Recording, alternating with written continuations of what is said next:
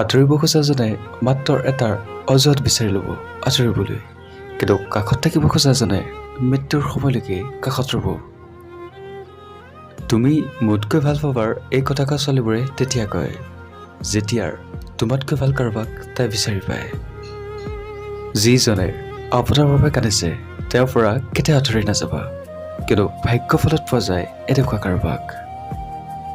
জীৱনসংগী তাকে কৰিবা যিয়ে তোমাৰ হাজাৰটো কষ্টৰ মাজতো তোমাৰ সংগ এৰি নিদিয়ে। এই সৰু জীৱনটোত সকলোৱে সুখী হৈ থাকিবলৈ বিচাৰে, কিন্তু ভাগ্যই সকলোকে সেইকণ সুযোগ নিদিয়ে। মূল্যৱান বস্তু হেৰালেও ইমান কষ্ট নহয়, যিমান কষ্ট হয় কাষৰ মানুহবোৰ পৰিৱৰ্তন হ'লে হয়। জোৰ কৰি সম্পৰ্ক ধৰি ৰখা কোনো প্ৰয়োজন নাই। যিয়ে থাকিব বিচাৰে সি যিকোনো পৰিস্থিতিতে থাকিবই, আৰু যিয়ে যাব বিচাৰে সি যাবই। ইগনোৰ কৰাজনৰ পৰা সময় কমকৈ বিচাৰিবা।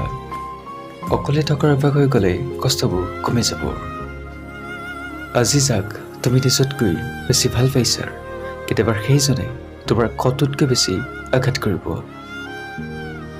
ভৰসা কৰাৰ আগতে প্ৰথমে মানুহ চিনিবলৈ শিকক। এনে লোকক ভৰসা কৰক যিয়ে আপুনি কেতিয়াও দুখত পৰাটো নিবিচাৰে। কেতিয়াবা জীৱনত সঠিক মানুহ অহাৰ বাবে ভুল মানুহবোৰ আমাৰ জীৱনৰ পৰা আঁতৰি যোৱাটো অতিকে প্ৰয়োজন।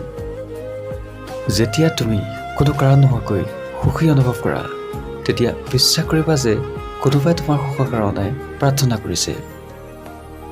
জীৱনত তোমাক প্ৰেম কৰা মানুহ বহুত পাবা, কিন্তু কেয়াৰ আৰু ৰেচপেক্ট কৰা মানুহ বহুত কম পাবা।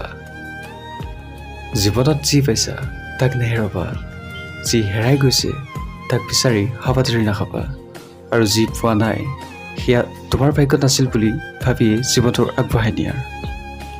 এজনে যদি সম্পৰ্কটো ৰাখিব বিচাৰে আৰু আনজনে যদি সম্পৰ্কটো ৰাখিব নিবিচাৰে, তেন্তে সেই সম্পৰ্কটো শেষ কৰি দিয়া উচিত।